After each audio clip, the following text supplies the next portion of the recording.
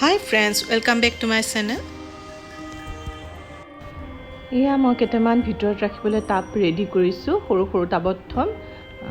indoor plant হয় এইকেইটা এয়া হ'ল এন্থুৰিয়াম জোপা অকণমান বেয়া হৈ যোৱা দেখি শিপাডাল চাফা কৰি আকৌ মাটিটো চেঞ্জ কৰি দিম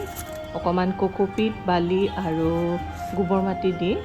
টাবত ৰাখিম টাবত প্ৰথমতে শিলগুটি কেইটামান দি ল'ব লাগিব তাৰপিছত যাতে পানীটো ড্ৰেইন হৈ যায় এন্থুৰিয়ামত পানীটো বেছি নালাগে আৰু শ্বেডো এৰিয়াত ৰাখিবলগীয়া হয় ডাইৰেক্ট সানলাইট নালাগে ইনডাইৰেক্ট লাগে কিন্তু পোহৰটো লাগে একেবাৰে নহলেও মৰি যায় এই শিলগুটি মই টাবত শিলগুটি দি পেলাই বালি কোকোপিট আৰু মাটি গোবৰ মাটি মিক্স কৰি দিম আৰু দুটামান টাব ৰাখিম ভিতৰত এটা হ'ল স্নেক প্ল্যান্টে আমাক অক্সিজেন দিয়ে আৰু এলোভেৰা ৰাখিম দেখিবলৈও বিৰাট ধুনীয়া হয় ভিতৰত তেনেকৈ সৰু সৰু টাবত থলে আৰু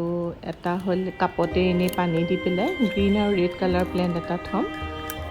এয়া মই এন্থুৰিয়াম জোপা লগোৱা হৈ গ'ল এয়া কাষতে কণীৰ বাকলি মই ভাঙি দিছোঁ ইয়াৰ পৰা প্ৰটিন পাব এটা সাৰেই হয় আৰু এনেকৈ কণীৰ বাকলি দি দিলে ভাল হয় যদি মোৰ ভিডিওটো আপোনালোকৰ ভাল লাগে তেতিয়াহ'লে লাইক কমেন্ট শেষলৈকে চাই কমেন্ট দিব আৰু নতুন সকলে সাবস্ক্ৰাইব কৰি দিব কাষতে থকা বেল আইকনটো দবাই অল কৰি দিব যাতে আহিবলগীয়া নটিফিকেশনবোৰ পোনপ্ৰথমতে গৈ আপোনালোকৰ ওচৰ পায়গৈ এই জোপা red colour green colour plant হয় মই পানীত দি পেলাই কাপত ৰাখিছোঁ এনেকৈ হৈ যায় মাটিৰ ইমান দৰকাৰ নাই ভিতৰত সজাবলৈ তেনেকৈ থব পাৰি এইজোপা বাহিৰতো থব পাৰি ভিতৰতো থব পাৰি দেখিবলৈ বিৰাট ধুনীয়া লাগে তেনেকৈ থৈ